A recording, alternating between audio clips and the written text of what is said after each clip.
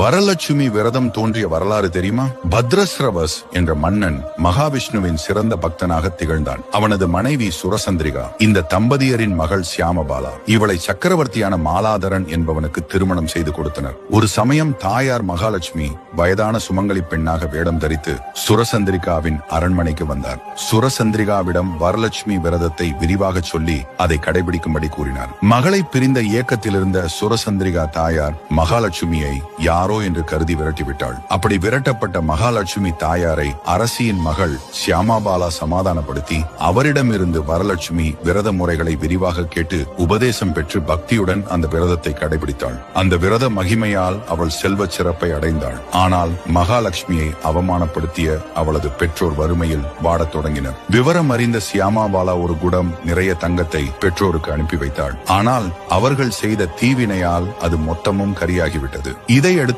சியாமபாலா வரலட்சுமி விரத மகிமையை பற்றி சொல்லி அதனை மேற்கொள்ளும்படி தனது தாயாரிடம் கூறினாள். அவளும் மகள் சொன்னபடி வரலட்சுமி விரதத்தை கடைபிடித்து பூஜை செய்தாள். அதன் பிறகு இழந்த செல்வங்கள் அனைத்தும் மீண்டும் கிடைத்ததாக வரலட்சுமி விரதம் தோன்றிய கதை கூறுகிறது. வரலட்சுமி விரதம் கடைபிடிக்கும் முறை: வியாழக்கிழமையன்று இரவு வாசல் அருகே தேங்காயில் மஞ்சள் பூசி குங்குமம் வைத்து அம்மனின் திருமுகத்தை வைக்க வேண்டும். அடுத்து விரத நாளன்று வெள்ளிக்கிழமையை காலை குளித்து வாசலில் கோலம் போட்டு பூஜை செய்யும் இடத்தில் கோலமிடவும். சுத்தமான தட்டில் அச்சதை பரப்பி அதில் கவசம் வைத்து அதனுள் வெற்றிலை, பாக்கு மஞ்சள் வெள்ளிக்காக எலுமிச்சை சேர்க்க வேண்டும். மாவிலையை மேல் வைத்து அதன் மீது தேங்காய் வைத்து அம்மன் முகத்தை சேர்க்க வேண்டும்.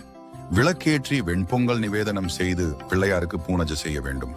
அஷ்டலட்சுமி ஸ்தோத்திரம், கனகதாரா ஸ்தோத்திரம் ஆகியவற்றை பாராயணம் செய்யலாம். வரலட்சுமி விரதம் 2025 எப்போது தெரியுமா? இந்த வருடம் ஆகஸ்ட் 8ஆம் தேதி வெள்ளிக்கிழமை அன்று வருகிறது. அதாவது ஆடி 23 ஆடி மாத பௌர்ணமி அன்று திருவோண நட்சத்திரத்தில் வரலட்சுமி விரதம் வருகிறது. இந்நாளில் பெருமாளுக்கு உரிய ஏகாதசி மற்றும் துவாதசி சேர்ந்து வரும் நாளாகும். இத்தனை சிறப்பு வாய்ந்த இந்த வரலட்சுமி விரதம் அனைத்து தெய்வங்களின் அருளையும் பெறுவதற்குரிய ஏற்ற நாளாக கருதப்படுகிறது. மகாலட்சுமியை வீட்டிற்கு அழைக்க உகந்த நேரம் 7ஆம் தேதி ஆகஸ்ட் மாதம் மாலை 6 மணி முதல் 8 மணி வரை. 8ஆம் தேதி ஆகஸ்ட் மாதம் காலை 6 மணி முதல் 7 மணி 20 நிமிடம் வரை ஆகும். பூஜைக்கான உகந்த நேரம் ஆகஸ்ட் 2025 காலை 9 மணி முதல் 10:30 மணி வரை. அதுபோல மாலை 6 மணிக்கு மேல் நல்ல நேரமாகும். வரலட்சுமி விரதம் கடைபிடிக்க முடியாதவர்கள் என்ன செய்யலாம்? சில பெண்கள் உடல் பிரச்சனை காரணம் இந்த வரலட்சுமி விரதத்தை வரும் வெள்ளிக்கிழமை கடைபிடிக்க முடியாவிட்டால் அடுத்து வரும் வெள்ளிக்கிழமை தினத்தில் கடைபிடிக்கலாம். அப்போதும் கடைபிடிக்க முடியாத சூழலில் நவராத்திரி நாட்களில் வரும் வெள்ளிக்கிழமை தினத்தில் இந்த விரதத்தை மேற்கொண்டால் மகாலட்சுமியின் அருள் அப்போதும் பரிபூரணமாக கிடைக்கும்.